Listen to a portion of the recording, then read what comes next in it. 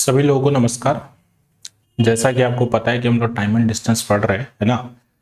तो काफी हमने बढ़िया बढ़िया सवाल कर चुके, तो आज फिर मैं आप लोगों के बीच आ चुका हूं, है ना, यहां से इस सवाल को लेकर। ठीक है, तो चलिए देखिए, इस सवाल में कह रहा है कि एक आदमी किसी जगह पैदल जाने और घोड़े पर चलकर वापस आने में 6.5 घंटे का समय लगा रहा है ना। इसका मतलब वॉक करके गया, राइड करके वापस आया, कुल मिलाकर 6.5 घंटे का समय लगाता है। ठीक है, फिर इसमें यह कह रहा है कि अगर वो दोनों तरफ घोड़े का प्रयोग करे तो उसे 2 घंटे 10 मिनट बच जा रहे हैं। अब बच्चों ये बताओ कि दोनों तरफ अगर घोड़े का प्रयोग करे, इसका मतलब राइड करके गया, राइड करके वापस आया, तो इसने ये बोला कि 2 घंटे 10 मिनट बच गया। तो क्या करोगे कि 6 घंटा 30 मिनट में से 2 घंटे 10 मिनट को माइनस कर दो, है ना। तो बताओ कि 6 में 2 गया 4 घंटा ये, और अब बताओ कि 10 मिनट बचा, तो 10 मिनट बचा, तो 30 में 10 गया तो कितना बचेगा 20 मिनट। अब बताइए कि 4 घंटा 20 मिनट में वो राइड करके जा रहा है और राइड करके ही वापस आ रहा है। तो इसका मतलब ये निकलता है कि राइड करके हर एक तरफ का 2 घंटा 10 मिनट लगता होगा। बोलो हाँ या ना। ठीक है, तो अगर मेरे को ये पता चल गया कि राइड करके जाने में उसको 2 घंटे 10 मिनट का समय लगता है, ठीक है, तो सवाल हमसे ये बोला है कि दोनों तरफ अगर वो पैदल चले तो बताइए उसको कितना समय लगेगा। तो ये बताओ कि एक तरफ का राइड का समय है 2 घंटा 10 मिनट, है ना। तो हम ये देख रहे हैं कि वॉकिंग और राइड का जो टोटल समय है 6 घंटा 30 मिनट। एक तरफ राइड का 2 घंटा 10 मिनट है, तो यहां पर 2 घंटा 10 मिनट लगा दो, है ना। तो आप खुद सोचो कि एक तरफ वॉकिंग का कितना आएगा, तो क्या करोगे, 6 घंटा 30 मिनट में से 2 घंटा 10 मिनट को घटा दो, तो बताइए आपके पास बचेगा कितना, तो 4 घंटा 20 मिनट बचेगा कि नहीं बचेगा। ठीक है, तो एक तरफ का वॉकिंग करके जाने में 4 घंटा 20 मिनट लग रहा है, तो दोनों तरफ वॉकिंग करोगे तो वॉकिंग प्लस वॉकिंग यानी कि कुल मिलाकर आपको 8 घंटा 40 मिनट का समय लगेगा। बताओ ये बात समझ में आई कि नहीं आई। वैसे मैं उम्मीद करता हूं कि सभी बच्चे के समझ में आ गई होगी।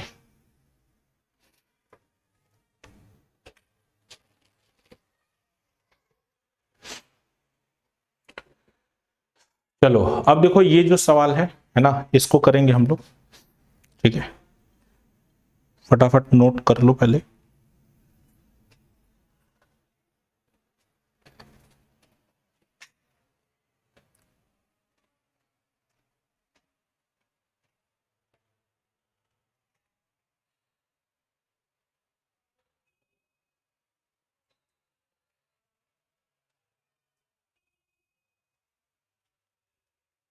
चलिए, कह रहा है बिना रुके एक आदमी किसी निश्चित दूरी को 42 किलोमीटर प्रति घंटा की औसत चाल से तय करता है। ठीक है, और रुक रुक कर उसी दूरी को 28 किलोमीटर प्रति घंटे की औसत चाल से तय करता है।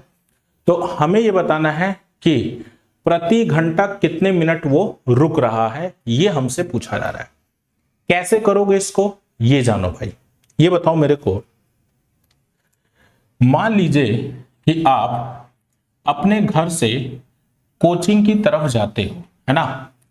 तो अगर रास्ते में मान लीजिए कि आप कहीं भी रुके नहीं हो, तो 1 घंटे में आपने 42 किलोमीटर की दूरी तय की और आप कोचिंग पहुंच गए। बोलो हाँ या ना। ठीक है, तो इसका मतलब यह है कि 1 घंटे में बिना रुके चलोगे तो 42 किलोमीटर आपका डिस्टेंस ट्रेवल होगा। यानी कि घर से कोचिंग जो है आपकी 42 किलोमीटर की दूरी थी, तो बिना रुके चले तो 1 घंटे में 42 किलोमीटर दूरी तय करके आप कोचिंग पहुंच गए।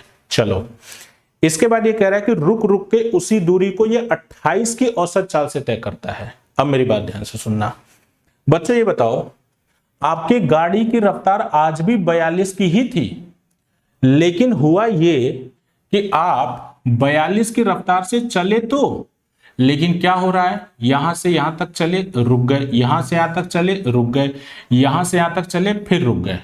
यानी कि यहां आते आते जिस 1 घंटे के समय में आप 42 किलोमीटर की दूरी को तय करते थे, उसी 1 घंटे की समय में बीच बीच में रुक रुक के चलने की वजह से आपने केवल और केवल 28 किलोमीटर की दूरी को तय कर पाए हो, है ना। यानी कि बताइए अभी भी अगर आपको घर तक मतलब कोचिंग तक पहुंचना है तो आपको कितना दूरी ट्रेवल करना पड़ेगा, तो बताओ आपको ट्रेवल करना पड़ेगा 14 किलोमीटर। और ये बताइए टाइम कितना लगेगा, तो time is equal to distance है 14 और स्पीड। अब देखो आपके गाड़ी की रफ्तार एक्चुअल में 42 की ही थी, है ना। वो तो रुकने की वजह से उसकी औसत चाल बिगड़ गई। भाई देखो औसत चाल जो है आपकी तब खराब होगी जब बीच में आप बेफालतू का बेवजह का रुकोगे, है ना। अगर इलाहाबाद से बनारस जाना हो और अगर गाड़ी की रफ्तार को भले 80 रखो और अगर कहीं भी नहीं रुको तो औसत चाल निकालोगे तो 80 ही आएगी। लेकिन अगर मान लीजिए कि अगर आपकी गाड़ी की रफ्तार 80 ही है लेकिन बीच बीच में आपको रुक रुक के जाना पड़ रहा है ट्रैफिक की वजह से, तो आपकी एवरेज जो है वो खराब होकर 80 से नीचे आ जाएगी। तो यहां पर भी तो यही हो रहा है। तो time is equal to distance है 14 और स्पीड आपकी गाड़ी की कितनी थी 42। ठीक है, यहां से बच्चों ये आंसर आएगा आवर में। मिनट में चेंज करना चाहते हो इसको 60 से गुणा करो, 14 से 3 बार में 60/3 20 मिनट। यानी कि आप हर एक घंटे में 20 मिनट समय अपना गंवा दिए, किसमें, रुकने में। यही हमसे बोला था, यही हमसे पूछा था। ठीक है, बाकी देखो बच्चों आप इसको दूसरा तरीका ये भी लगा सकते हो, है ना, कि जो आप स्टॉपेज है वो कितना होगा इस चीज को निकालने के लिए, स्टॉपेज टाइम निकालने के लिए। ठीक है, क्या करोगे, एक्सक्लूडिंग स्पीड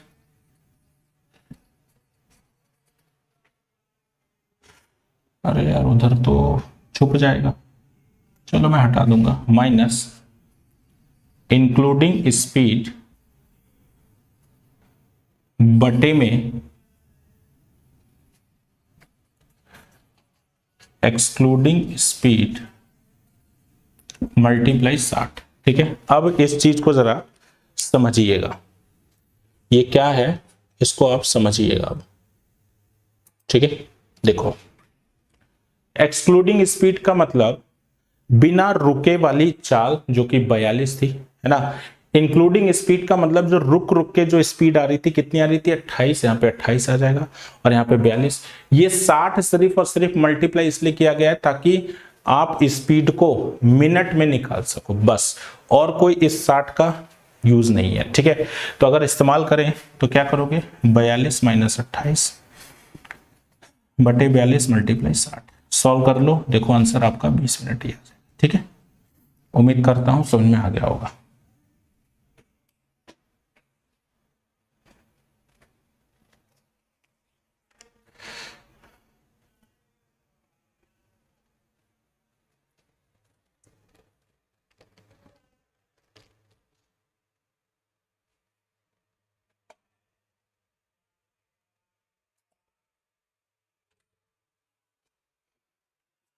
चलो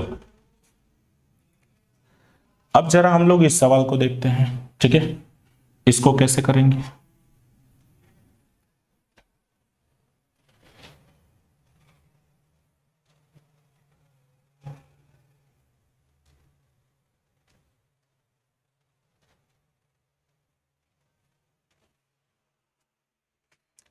तो ये बताइए अगर स्टॉपेज टाइम निकालेंगे तो एक्सक्लूडिंग माइनस इंक्लूडिंग बटे एक्सक्लूडिंग मल्टीप्लाई 60। अब देखो इस सवाल में भी वही करेंगे, 54 में 45 को घटा दो बटे में 54 मल्टीप्लाई 60, ये कितना आएगा 9 बटे 54 मल्टीप्लाई 60, 9 से 6 बार में, सवाल का उत्तर 10 मिनट। ठीक, 10 मिनट आपका सही जवाब हो जाएगा। क्लियर, आई होप सभी लोगों को क्लियर होगा।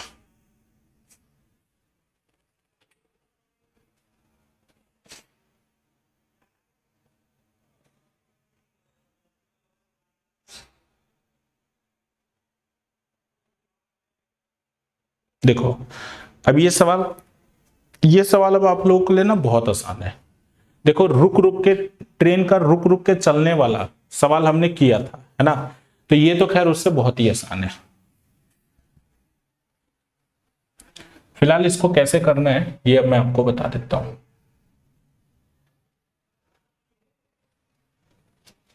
देखो भाई सभी लोग, कह रहा है एक ट्रेन 36 किलोमीटर की दूरी को 12 किलोमीटर प्रति घंटे की चाल से तय करती है। अगर यह ट्रेन प्रति घंटे 12 मिनट रुकती हो तो यह दूरी तय करने में कुल समय क्या लगेगा, है ना। बच्चों ये बताओ, 12 उसकी रफ्तार है, ठीक है। तो सबसे पहले ये बताइए कि ट्रेवलिंग टाइम उसका क्या लगेगा, है ना। पहले हम लोग निकालते हैं उसका ट्रेवलिंग टाइम, ठीक है। तो ट्रेवलिंग टाइम, टाइम का फॉर्मूला होता है डिस्टेंस अपॉन स्पीड, है ना। डिस्टेंस यहां पर कितना दिया है, 36 किलोमीटर, ठीक है। स्पीड की बात करें तो कितनी है, 12। इसका मतलब 3 घंटा, यानी कि ये जो 3 घंटा आपके पास आ रहा है ये वो समय है जिसमें कि ट्रेन का ट्रेवलिंग में ही समय निकल जा रहा है ना। अब हम लोग क्या करेंगे, अब हम लोग जो है ये देखेंगे कि अगर ये ट्रेन हर घंटे में 12 मिनट रुकती है तो दूरी तय करने में कुल समय लगेगा, ये हमसे पूछा है, ठीक है। अब हम लोग इसका हॉल्ट टाइम, हॉल्ट टाइम का मतलब जितने समय में ये ट्रेन रुक रही होगी, ठीक है, ये कैसे निकालेंगे ये जानो, ठीक है। बच्चों यहां पर ना हिंदी में प्रति घंटे 12 मिनट इसने बोला है, ठीक है, ऐसा नहीं है। इंग्लिश में देखो, it stop 12 minute after every 1 kilometre, ठीक है ना। तो प्रति घंटे जो बोला है प्रति किलोमीटर कर लेना उसको, हिंदी वाले बच्चे, ठीक है। तो प्रति किलोमीटर के में वो 12 मिनट रुकती है। अब मेरी बात ध्यान से सुनो बेटा, खुद सोचो, ट्रेन चली, यहां रुक गई, फिर चली, यहां रुक गई, फिर चली, यहां रुक गई, ठीक है। तो अगर मान लीजिए कि ये 1 किलोमीटर है, ये 1 किलोमीटर है, ये 1 किलोमीटर है कि नहीं है, ठीक है। अगर मान लीजिए कि उसे केवल और केवल 3 किलोमीटर ही चलना था, है ना, तो 3 किलोमीटर चलेगी तो ट्रेन कितनी बार रुकेगी, 2 बार रुकेगी। क्यों, ये जानो। यहां से तो चलेगी तो यहां रुकेगी, पहला स्टॉपेज ये हो गया, फिर यहां से चलेगी, यहां रुकेगी, दूसरा स्टॉपेज ये हो गया, तीसरे बार में तो पहुंच ही जाएगी ना। तो कभी भी याद रखिएगा कि जब उसका हॉल्ट टाइम निकालना हो तो आप ये निकाल लो कि भाई पहले तो ये देखो कि कितने किलोमीटर के बाद कितने किलोमीटर के बाद वो क्या है, रुकती है। तो हमने देखा 1 किलोमीटर के बाद, और टोटल किलोमीटर कितना है, 36। तो 36 को उस 1 से डिवाइड कर दो, यानी कि 36 बार आएगा, लेकिन इसमें से 1 माइनस कर देना, यानी कि 35 आएगा, ठीक है। 1 माइनस इसलिए करेंगे क्योंकि ये जो 1 है ये क्या होगा, ये इसका डेस्टिनेशन, ठीक है ना। लास्ट में मैंने पहले भी बता रखा है, लास्ट में वह डेस्टिनेशन पर होगी, इसलिए हम लोग 1 को नहीं लेंगे। तो यानी कि ये बताइए कि 35 बार रुकवाएंगे, और 35 बार रुकवाएंगे और हर बारी में तुम्हारी ट्रेन 12 मिनट के लिए रुकती है, तो इसका मतलब ये बताओ 12 मिनट को आवर में चेंज करो तो 12/60, 12 से 5 बार में, 5 से 7 बार में, तो 7 घंटे ये हो गया तुम्हारा हॉल्ट टाइम, ठीक है। ट्रेवलिंग टाइम 3 घंटा, हॉल्ट टाइम 7 घंटा, तो इसका मतलब टोटल टाइम जो ट्रेन को लगा है वो कितना होगा, 7 + 3 यानी कि 10 घंटा। तो 10 घंटा इस सवाल का बिल्कुल सही जवाब हो जाएगा।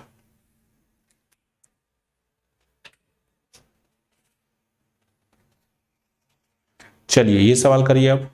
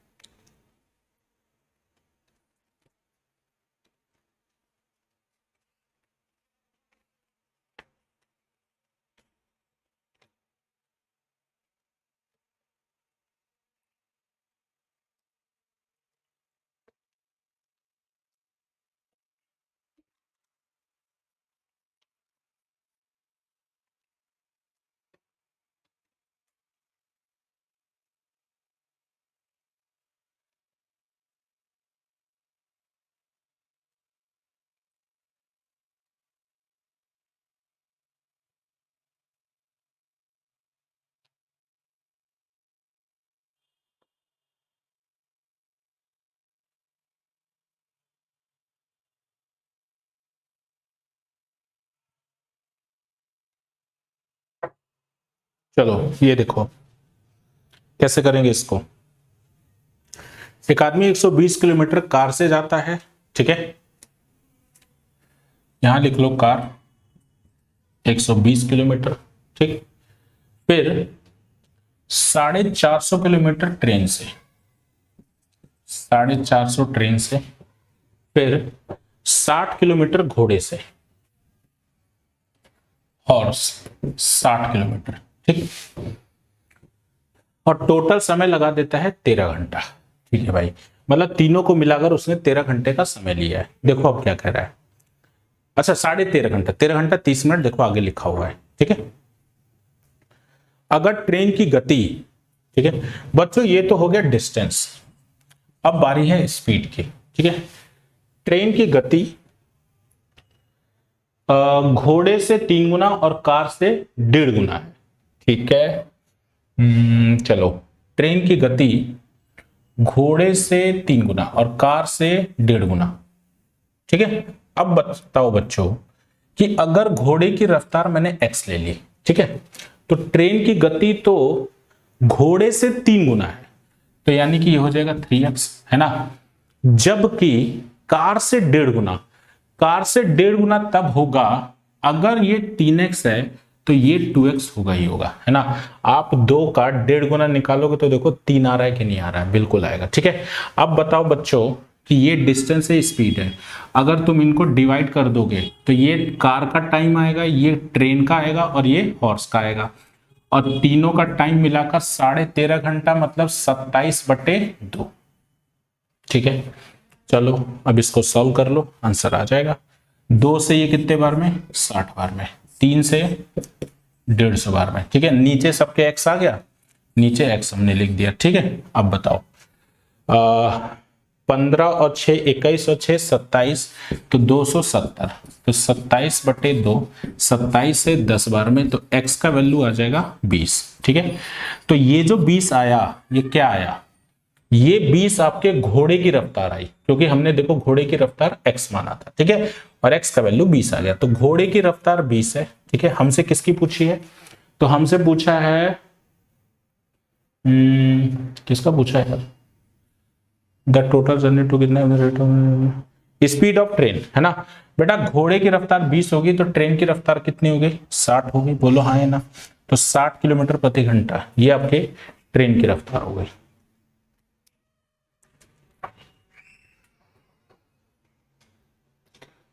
चलो अब जो क्वेश्चन आ रहे हैं ये औसत चाल पे निर्धारित सवाल है, ठीक है।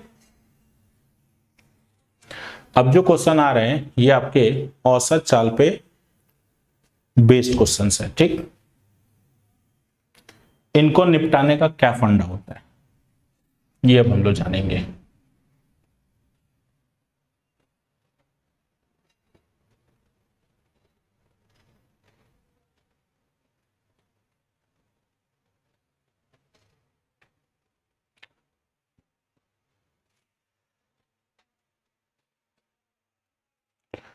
अब देखो क्या कह रहा है कि एक आदमी ए से बी 20 की रफ्तार से जाता है,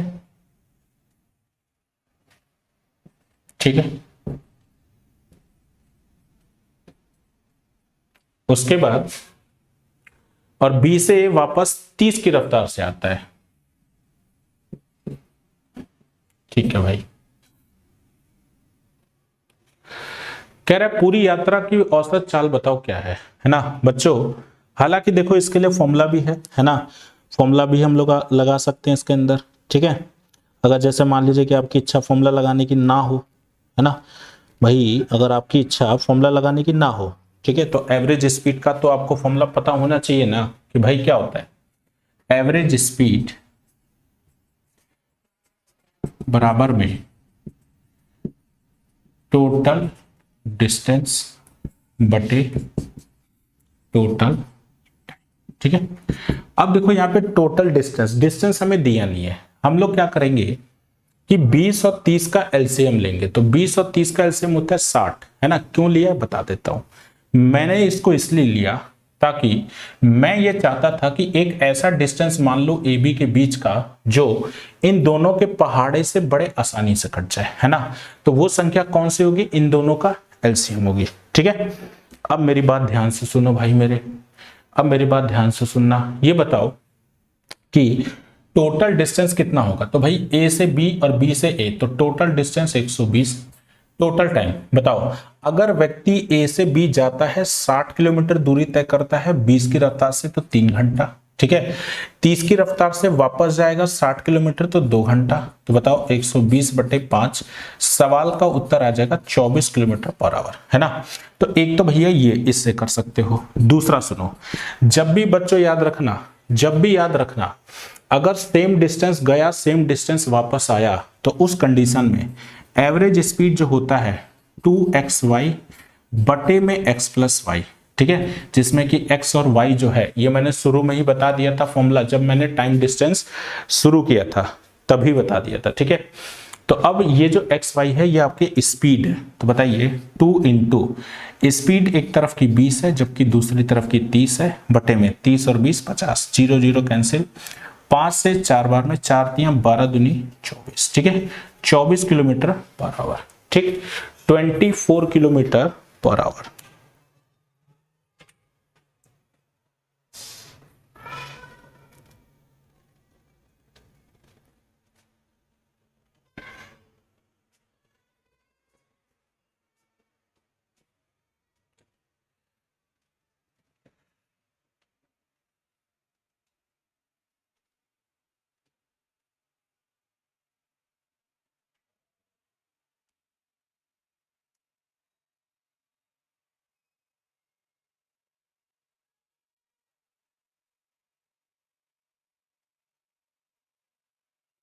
चलिए ये सवाल देखो भाई,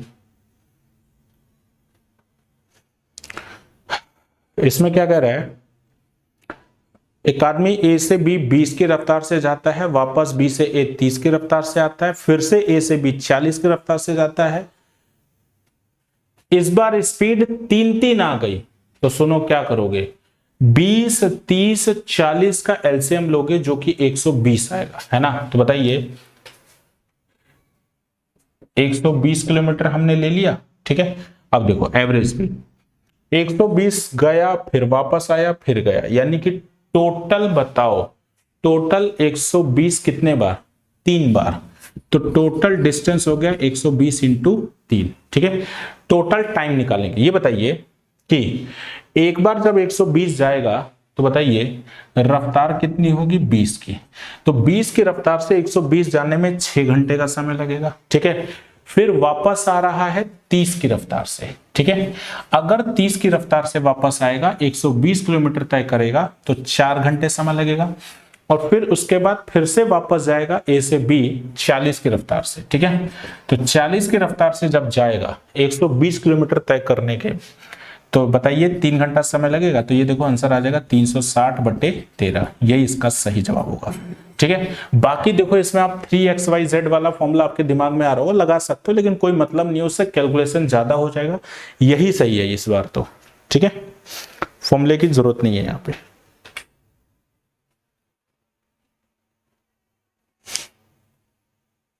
चलो अब हम लोग ये वाला करेंगे।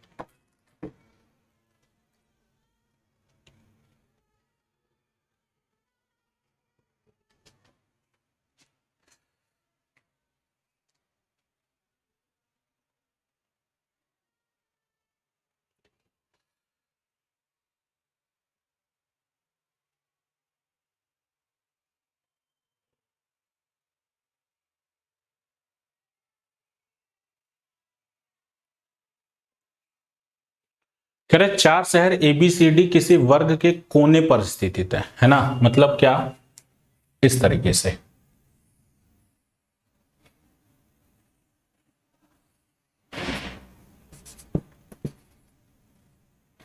ठीक है। और वर्ग की भुजा 100 किलोमीटर है ना, मतलब आप लोगों को 100 किलोमीटर दे दिया इसने डिस्टेंस भी, ठीक है। अभी मैं इसके बारे में नहीं सोचूंगा। ठीक, ए से बी रफ्तार कितनी है, 10 है। ठीक, बी से सी जो रफ्तार है वो कितनी है, 20 है। और सी से डी है 30 और डी से ए है 40। ठीक, चलो बेटा यहां पर ना एवरेज स्पीड जो होता है वो डिस्टेंस का मोहताज नहीं होता है ना। डिस्टेंस का रेशियो भी अगर है आपके पास तो उससे भी काम हो जाएगा। ठीक, चलिए अब ये बातें क्यों मैं कह रहा हूं सुनो।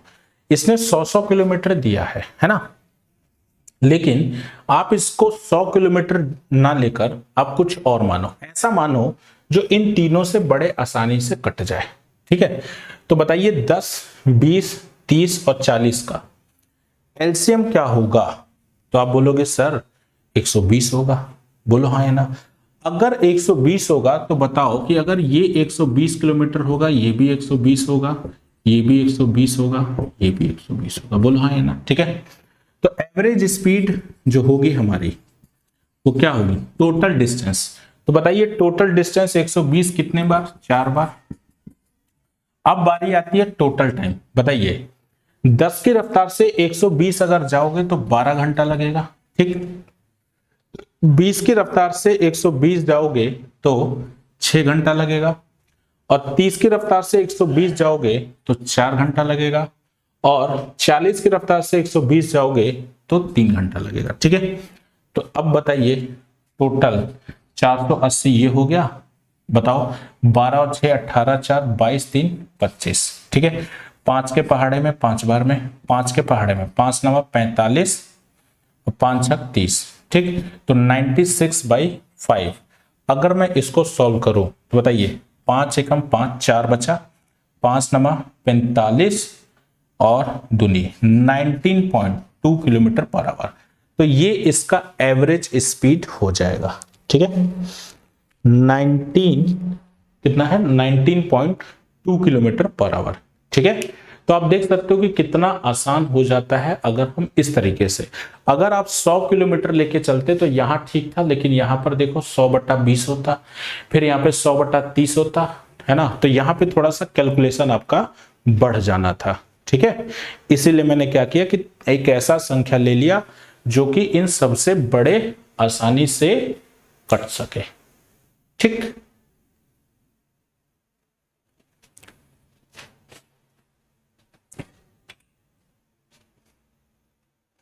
चलो अब ये सवाल करेंगे।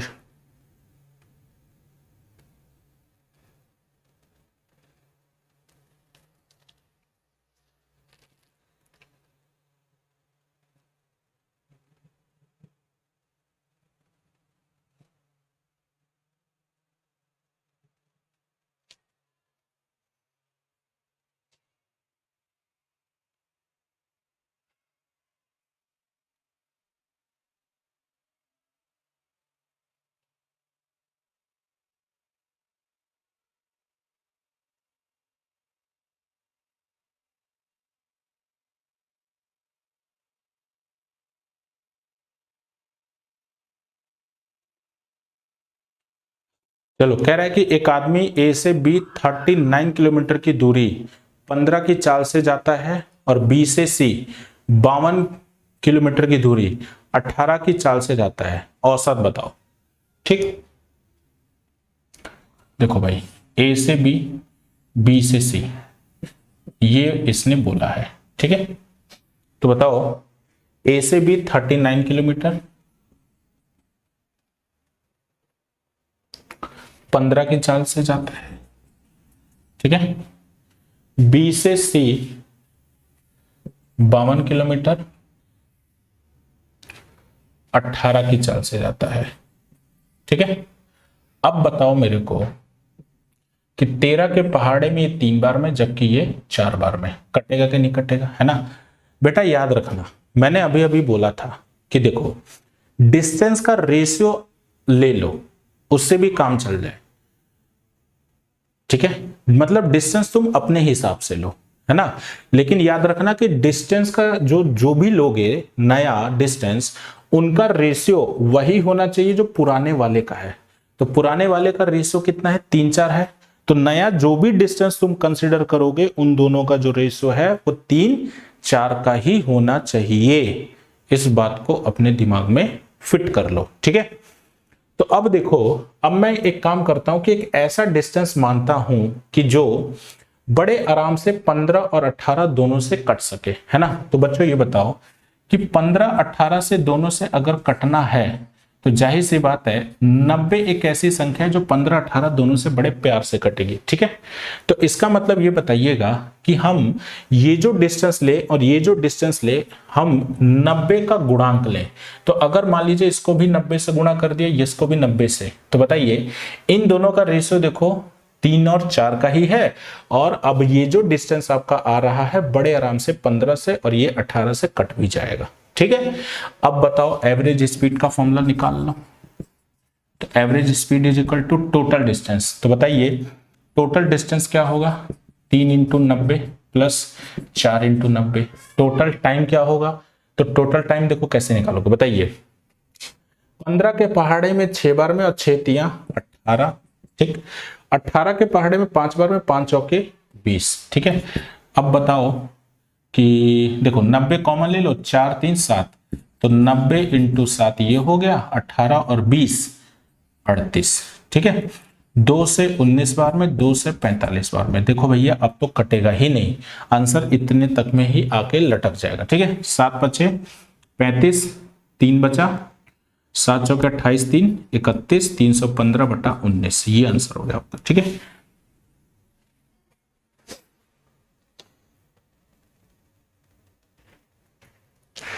तो 315/19 किलोमीटर पर आवर, ये आपके सवाल का सही उत्तर हो जाएगा, ठीक।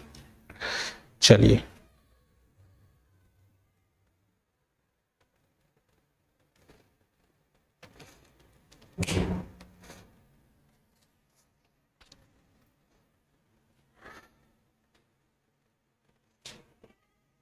ये वाला करो भाई।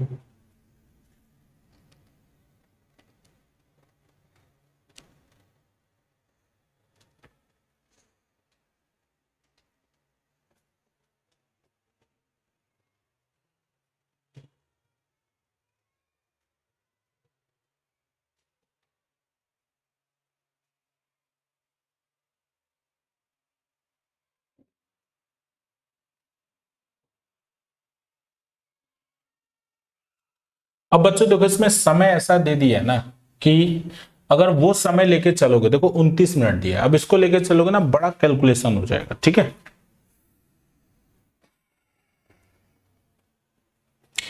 कैसे करेंगे ये जानो, ये बताओ।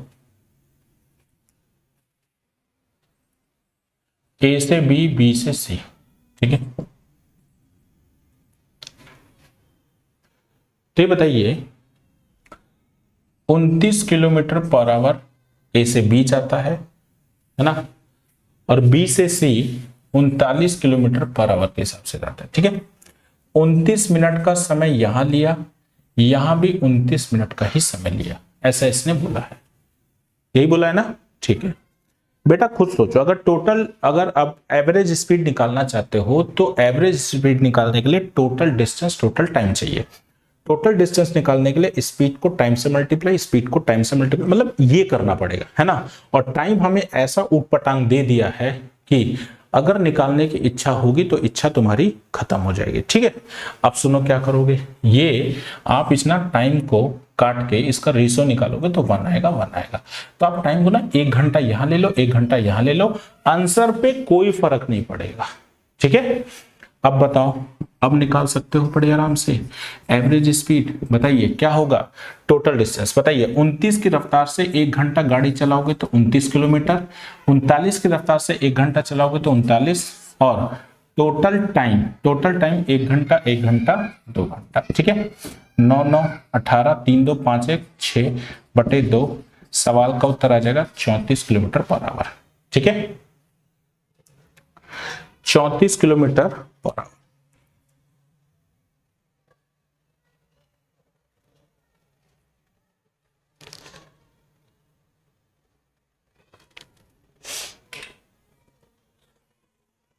चलो, अब ये जो सवाल आ रहे हैं ये आपके सवाल बच्चों रेस और गेम्स उस पे आधारित है। बहुत ही छोटा पार्ट होता है इसका, एग्जाम में कई बार तो कई सालों तक इस सवाल इसके आए ही नहीं, और कई बार आए तो वो लगातार देते चला गया। ठीक है, तो बहुत ही छोटा पार्ट है ना, और बहुत ही निश्चित इसके मतलब फिक्स सवाल है, वही आपसे पेपर में पूछे जाते। ठीक है, कई बच्चों को ये लगता है कि रेस एंड गेम्स में कॉन्सेप्ट अलग अलग होंगे, लेकिन ऐसा नहीं है। जो टाइम एंड डिस्टेंस में मैंने आप लोगों को कॉन्सेप्ट पढ़ा दिया है वही तुम्हारे रेस एंड गेम्स के भी कॉन्सेप्ट होते हैं। ठीक है, तो देखो कैसे आप लोग इनको जरा समझोगे। बाल बना लो, रुक जाओ, अच्छा लग रहा है? हाँ अच्छा लग रहा है। चलो, तो कैसे हम लोग कह सकते हैं कि इनमें टाइम एंड डिस्टेंस का कॉन्सेप्ट ही होता है, ये मैं आप लोगों को बता देता हूं। सुनो कैसे। भाई मेरे ये बताओ, जब रेसिंग होती है तो दोनों लोग दौड़ कैसे लगाते हैं? एक ही डायरेक्शन में या उल्टी डायरेक्शन में? तो आप बोलोगे सर एक ही डायरेक्शन में।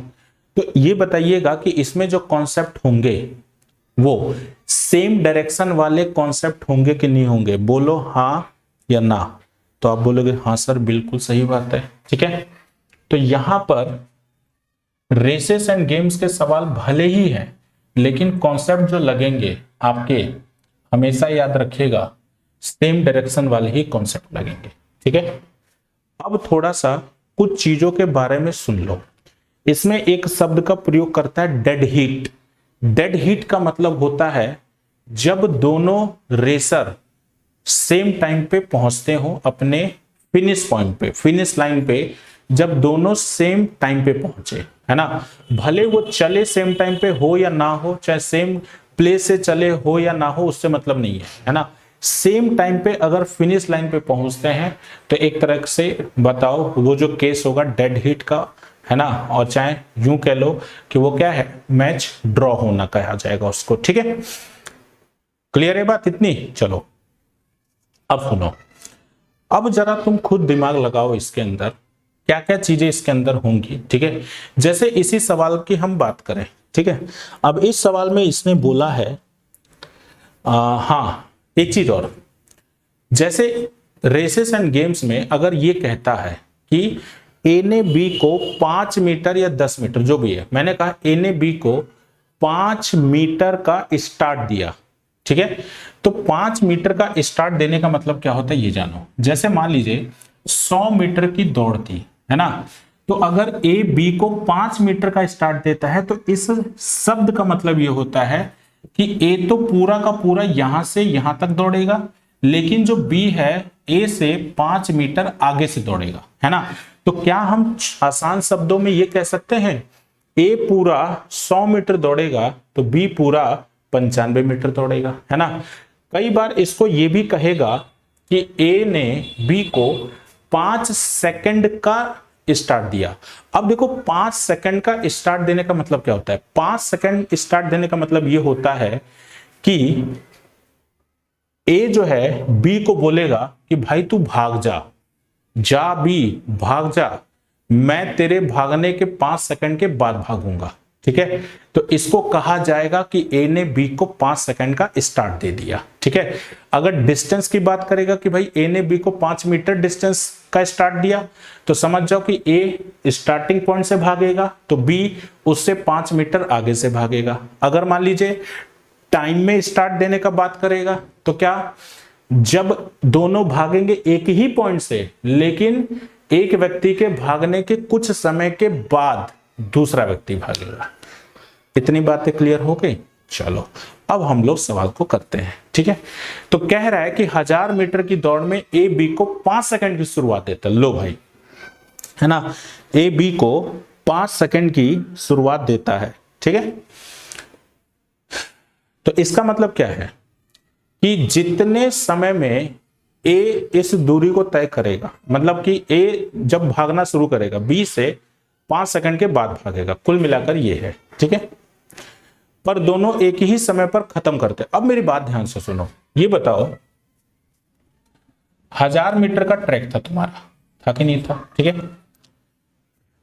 दोनों यहां से भागना शुरू करेंगे, ठीक है। लेकिन ए ने बी को 5 सेकंड का स्टार्टअप दे दिया। स्टार्टअप दे दिया का मतलब क्या है कि जब तुम्हारा बी भागेगा उसके 5 सेकंड के बाद ए भागेगा। इसका कहने का मतलब ये है। तो बेटा खुद तुम सोचो यार, इस जरा चीज को जरा सोच के देखो कि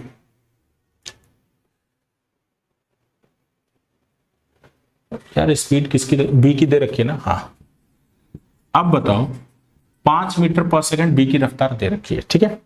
मतलब बी को इसने भगा दिया, ए 5 सेकंड के बाद जाएगा, यही ना मतलब हुआ, ठीक है। तो सबसे पहले हम लोग ये देखेंगे कि भाई टाइम कितना लगता है। Time of B, time is equal to distance 1000, speed कितना है 5, कितना आ जाएगा 200 सेकंड। बी को लग रहा है 200 सेकंड का समय, है ना। और आपको ये बताओ कि इसने ये भी कहा है कि दोनों जो है अपने इस फिनिश लाइन पे सेम टाइम पे पहुंचे। तो इसका मतलब कि यहां पर तो समय का अंतर नहीं है, लेकिन जब ए ने बी को 5 सेकंड पहले भगा दिया था और बी को अगर 200 सेकंड लग रहा है तो ए को कितना लगेगा। तो 200 में से 5 को माइनस करो, यानी कि 195 सेकंड। और हमसे यही पूछा था कि ए को दौड़ करने में कितना समय लगा, तो आंसर हो जाएगा 195 सेकंड, ठीक।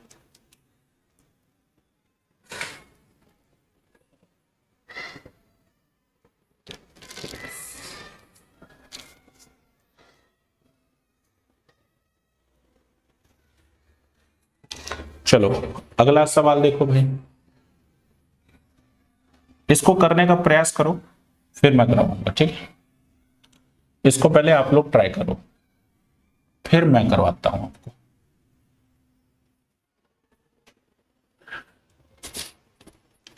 जल्दी से ट्राई करो फटाफट, मैं तब तक इंक डाल लूं।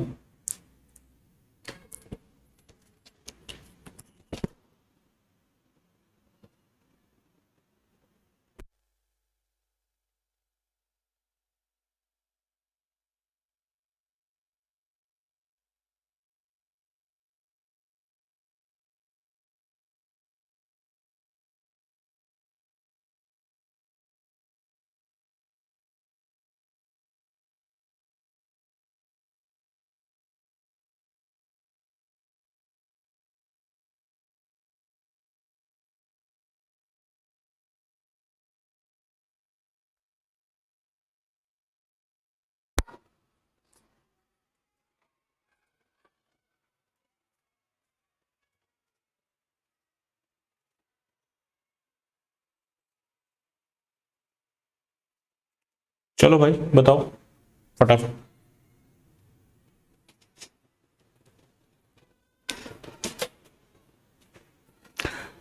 हाँ, तो सवाल में क्या बोला है, सवाल ये कह रहा है आप लोगों से कि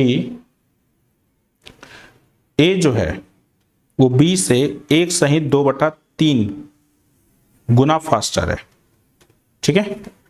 और ए ने 60 मीटर का स्टार्ट दिया है किसको, बी को, रेस में। Find the length of race if both finish the race at same time. ये बोला है ना, हाँ यही बोला है, ठीक है। चलो बेटा यहां कॉन्सेप्ट जान लो भाई, पहले तो कॉन्सेप्ट जान लो, खुद सोचो। ये रेस है, ठीक है। रेस हमें नहीं पता कितने मीटर का है, ठीक है। अब देखो ए बी स्पीड, तो ए जो है बी का 1/2/3 गुना है, इसका मतलब 5/3 होता है, यानी कि अगर ये 5x होगा तो ये 3x होगा। क्लियर है कि नहीं है ना। तो ये आपके पास एक तरीके से देखा जाए, है ना, हटाओ इसको पहले, ये रेशियो किस चीज का आ गया, ये आपका स्पीड का आया। अब यहां पर इसने बोला है ए ने बी को एक दौड़ में 60 मीटर की शुरुआत दी है, यानी कि ए अगर यहां से भागेगा तो बी भाई साहब यहां से भागेंगे और दोनों के बीच में 60 मीटर का गैप होगा, है ना। तो इसका मतलब देखो क्या होगा, देखो ये यहां से भागा, ये यहां से भागा, ठीक है। जैसे ही विसल मारा जाएगा, है ना, तो दोनों भागना शुरू किए। ये देखो इसने बोला था सेम टाइम पे पहुंचे, इसका मतलब ये निकलता है जितने समय में ए पूरा ट्रैक दौड़ेगा उतने समय में बी 60 मीटर कम दौड़ेगा। यानी कि टाइम हो गया सेम, टाइम कांस्टेंट, तो स्पीड और डिस्टेंस का रिलेशन डायरेक्टली प्रोपोर्शनल, और डायरेक्टली प्रोपोर्शनल तो बताओ डिस्टेंस का भी रेशियो 5 और 3 का। ठीक है, तो बेटा सीधी सी जो बात है कि बी यहां से लेकर यहां तक दौड़ेगा, है ना, तो मतलब कि मैंने इसको 3x नाम दे दिया। ए यहां से लेकर यहां तक दौड़ेगा, मैंने इसको 5x नाम दे दिया, है ना। और ये बताइए कि ये 5x है, ये 3x है, तो गैप कितने का 2x, और वो गैप कितना दिया 60 मीटर। तो x का बराबर 30, x बराबर 30। तो ये बताइए कि कौन ऐसा व्यक्ति है जो ये पूरा ट्रैक दौड़ रहा है। तो आप देख सकते हो ए, तो यानी कि 5x का मान निकाल लो, कितना आएगा 150। और जो पूरा ट्रैक दौड़ेगा ट्रैक भी उतना ही लंबा होगा, यानी कि 150 मीटर इसका सही जवाब होगा।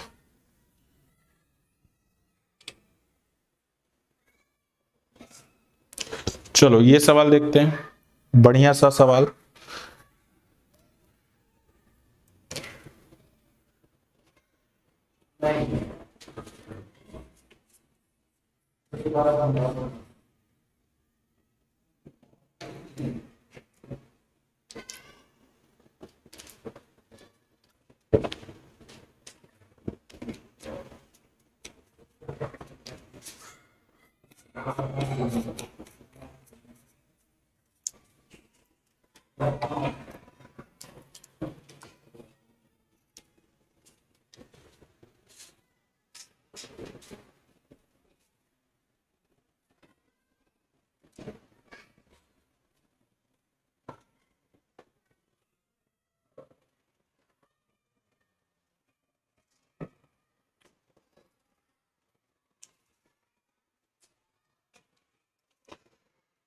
चलिए, कह रहे 1000 मीटर की एक दौड़ में ए ने बी को 100 मीटर की शुरुआत दी और सी को 150 मीटर की शुरुआत दी। ठीक है, तो 1000 मीटर की दौड़ में बी सी को कितनी शुरुआत दे सकता है। अक्सर बच्चे जो है, ज्यादातर बच्चे इस सवाल में गलती करते ही करते हैं। ठीक है, तो क्या इसका सही जवाब होगा ये मैं अब आप लोग को बता देता हूं। ठीक है बच्चों, ये बताओ 1000 मीटर की दौड़ है, ठीक, ये आपकी 1000 मीटर की ट्रैक हो गई। ठीक है, अब देखो ए ने बी को 100 मीटर की शुरुआत दी, ए यहां से भागेगा तो बी यहां से भागेगा, दोनों के बीच में 100 मीटर का गैप होगा। ठीक है, और जबकि सी को 150 मीटर की शुरुआत दी, यानी कि सी जो है तुम्हारा यहां से भागेगा, यानी कि 50 मीटर, मतलब ए बी के बीच में 100 मीटर का गैप होगा, ए और सी के बीच में 150 मीटर का गैप होगा। ठीक है, तो बच्चों ये बताओ कि यहां पर पूछा है कि बी सी को 1000 मीटर की दौड़ में कितनी की शुरुआत देगा। बच्चे क्या करते हैं कि बी सी को 50 मीटर देखते हैं कि गैप है इनके बीच में, 50 मीटर टिक करते हैं, है ना, और कहते हैं कि हमने इस सवाल को सही सही कर दिया, जो कि बिल्कुल गलत जवाब है। क्यों गलत जवाब है ये बताइए। अरे भैया मेरे ये बताओ कि क्या बी खुद 1000 मीटर दौड़ रहा है? नहीं ना दौड़ रहा है, बी तो खुद 900 मीटर दौड़ रहा है। तो यहां पर हम ये कहेंगे कि बी 900 मीटर की रेस में सी को 50 मीटर का स्टार्ट देता है। समझ में आया कि नहीं आया? बेटा हमें कितने मीटर की रेस में निकालना है? 1000 मीटर की। तो हम लोग क्या कहेंगे कि in 900 metre race B gives start to C is equal to 50 metre. ठीक है, तो अब हम कहेंगे in 1000 metre race B gives start to C is equal to, बताओ 900 मीटर की रेस में 50 मीटर, तो 1 मीटर की रेस में 50 बटे 900 मीटर, है ना, तो 1000 मीटर की रेस में मल्टीप्लाई 1000, 0 0 कैंसिल, 0 0 कैंसिल, तो ये आ जाएगा 500 बटे 9। ठीक है, तो अब बताओ 9 के पहाड़े में 9 पचे 45, 5 बचा, 9 पचे 45, 5 बचा बटे 9। सवाल का उत्तर होगा 55 सहित 5 बटे 9 मीटर, ये इसका सही जवाब है। ठीक है, ना कि 50 मीटर सही जवाब होगा। मुझे पता है ज्यादातर बच्चे इसमें गलती करते ही करते हैं। ठीक है,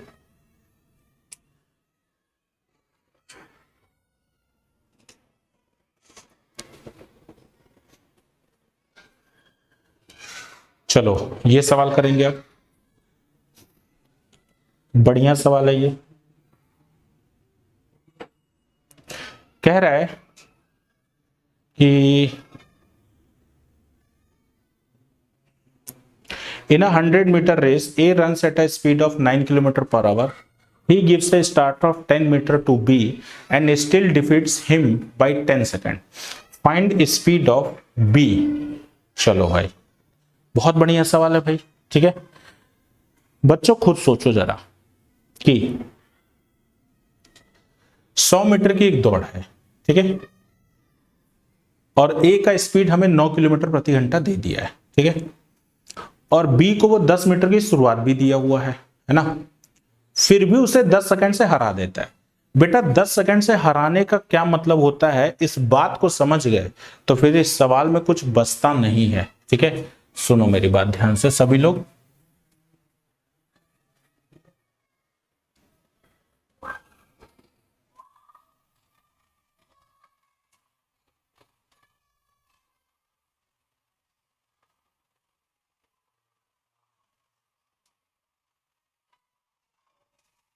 ये बताओ 100 मीटर की दौड़ में एक ही चाल 9 किलोमीटर प्रति घंटा है, ठीक है,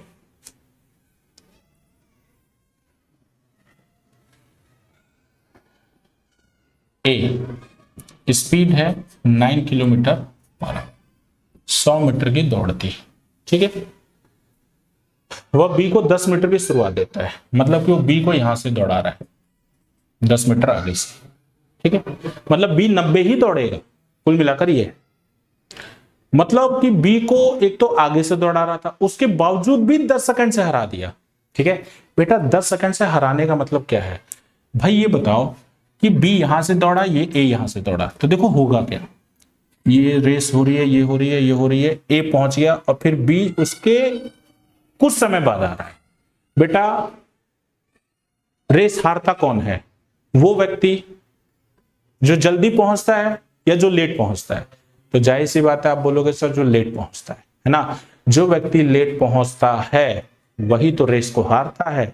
तो अगर बी 10 सेकंड से हारा है तो इसका मतलब यह है कि बी को जो दूरी तय करने में लगा होगा, है ना, ए की तुलना में 10 सेकंड ज्यादा लगा होगा। और यहां पर ये बताइए बी को कौन सी दूरी तय करने में, यानी कि ए जो है 100 मीटर की दूरी को जितने समय में तय करेगा, बी 90 मीटर की दूरी को 90 मीटर की दूरी को उससे 10 सेकंड ज्यादा में तय करेगा, है ना। तो हम सबसे पहले क्या करेंगे कि ए का समय निकालेंगे, ठीक है, ए का समय निकाल लेंगे तो बी का समय निकल आएगा। कैसे, ए का समय जितना भी आएगा उसमें 10 सेकंड जोड़ दोगे तो आपके पास बी का समय आएगा। तो बताओ time of A is equal to, इसको ना एक काम करो 5/18 से गुणा करके चेंज कर लो मीटर पर सेकंड में, तो 5/2 मीटर। Time is equal to distance, distance है 100 मीटर, स्पीड 5/2 देखो हमने अभी निकाल ही लिया था,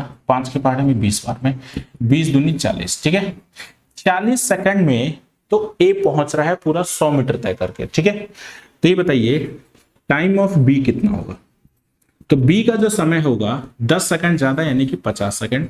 अब बी 50 सेकंड में अगर तय करता है ना, और कितनी दूरी 90 मीटर, तो बी का स्पीड आ तो गया, speed of B is equal to distance है 90 और टाइम है 50, तो 9/5 मीटर पर सेकंड, ये आई इसका आंसर होगा। बाकी किलोमीटर पर आवर में चेंज करना चाहते हो तो 18/5 से गुणा करके चेंज कर सकते हो, कोई दिक्कत नहीं है, ठीक है।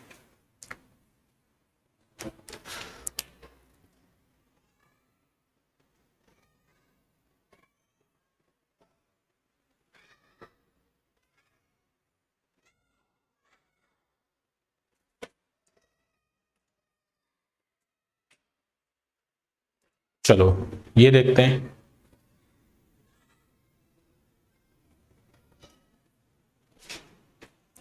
देखो तो क्या ये सवाल वैसा ही है या अलग है थोड़ा सा,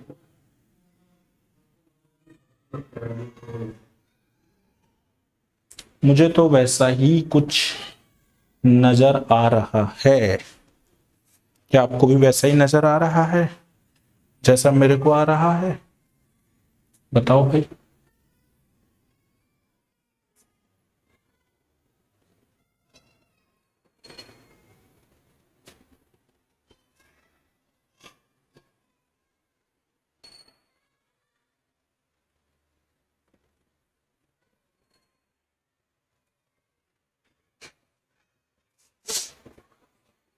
चलो देखो, 100 मीटर की रेस में एक ही चाल 5 किलोमीटर प्रति घंटा है, ठीक है।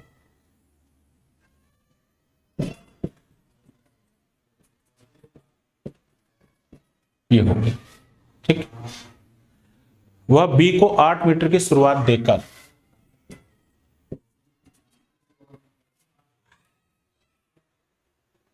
8 सेकंड से हरा देता है। मतलब बी को 8 मीटर की शुरुआत देने के बावजूद भी 8 सेकंड से हरा दिया।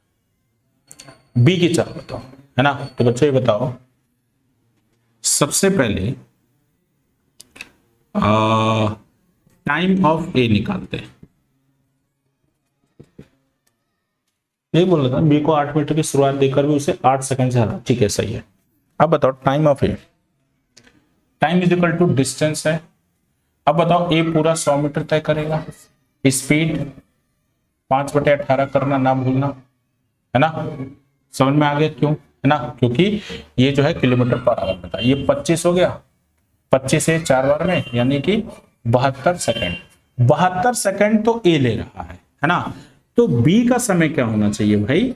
तो जाहिर सी बात है कि बी को इसने 8 सेकंड से हराया, तो इसका मतलब कि बी जो है वो 80 सेकंड में पहुंचेगा। बोलो मेरे भाई हाँ या ना, ठीक है।